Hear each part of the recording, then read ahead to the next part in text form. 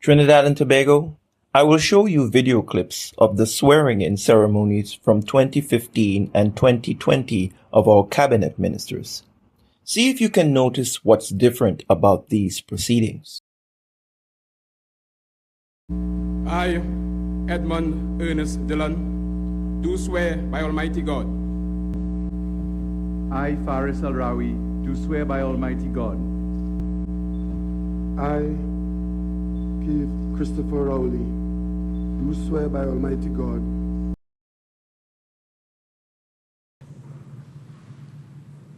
I, Keith Christopher Rowley, do solemnly swear that I will bear true faith and allegiance to Trinidad and Tobago and will uphold the Constitution and the law. I, Faris Al-Rawi, do solemnly swear that I will bear true faith and allegiance to Trinidad and Tobago. I, Colin Mbut, do solemnly swear that I will bear true faith and allegiance to Trinidad and Tobago. Just in case you missed it, when the cabinet was sworn in 2015, they held the Bible in their right hand and swore by God. However, during the 2020 swearing-in ceremony, they simply held their right palm aloft and took the oath. There was no mention of God. You are free to interpret this as you choose, but this is what I have to say. The genesis of our country's woes emanates primarily from the human beings in our government who have no fear or use for God, because money is their God. The common mortality of all flesh and the fact that we take nothing from this life after our death doesn't inform nor guide their actions.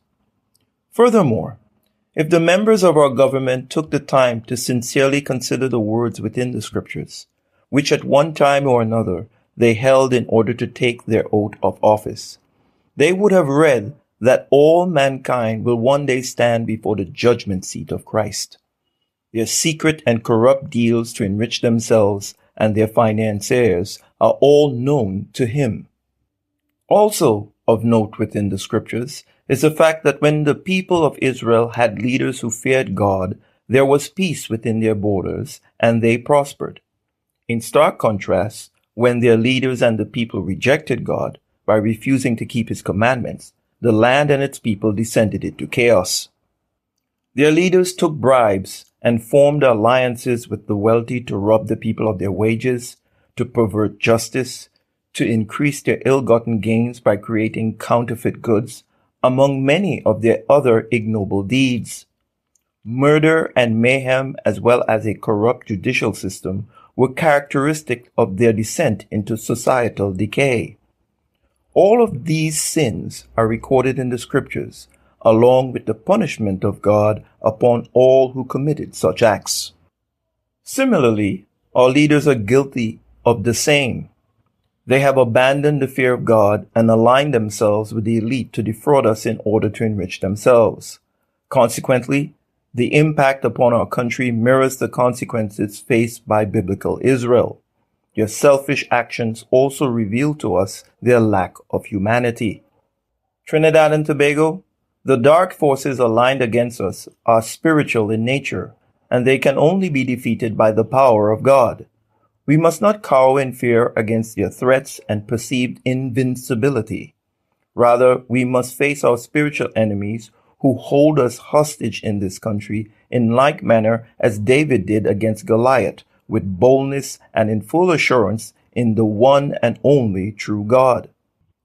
Trinidad and Tobago, we need people in government who genuinely fear God and not individuals who only offer lip service to good governance and who swear a false oath to the Creator, but who are, like in biblical times, tools of the rich to oppress our people. The blessings and benefits that many seek can only come from obedience to God. We must abandon our trust in the academic elite and as a people look to God for our hope and salvation. Only then will our nation experience a positive change in its socio-economic fortunes.